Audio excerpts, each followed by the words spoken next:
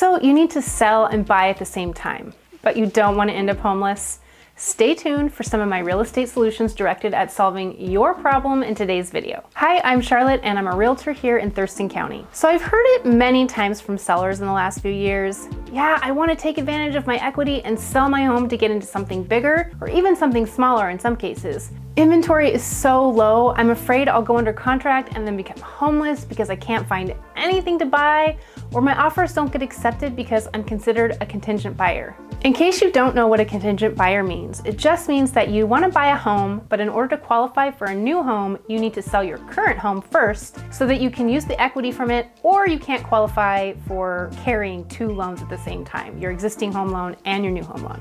Okay, so my first question to you as a seller and a buyer is, do you need to sell your home? If you can qualify for both mortgages and comfortably carry both mortgages, then you would be considered a non-contingent buyer and would be in a much better buying position. Keep in mind that even though you might be able to comfortably carry both mortgages, in your opinion, that doesn't mean that your lender thinks so too. So your first step is to find out that answer. Do you need to sell your home before you buy? And you have to find that answer from your local lender. Just as with all my buyers, you need to get pre-approved by a local lender. It's a required step for all my buyers, and even more important if you are in this type of situation where you're a move up or move down buyer. You need to know this first before anything else. If you need some recommendations on local lenders, please reach out. I'd be happy to share some with you. Okay, so if you do need to sell before you buy, there are a couple of options. One is that you can put in an offer on a home that is contingent on your home selling. It makes the offer a lot more complex and it isn't as appealing to very many sellers. Often these situations can snowball into you being contingent on a home with a seller who has an offer on another home as contingent, and then you accept an offer on your home with a buyer who is also contingent. It can become a pretty crazy set of transactions. Not to say it isn't doable, but it can get a little bit interesting. In this market, you are less likely to see those crazy scenarios. You'll have more luck in most cases with the contingent offer if the buyer pool is much smaller, meaning at a higher price point.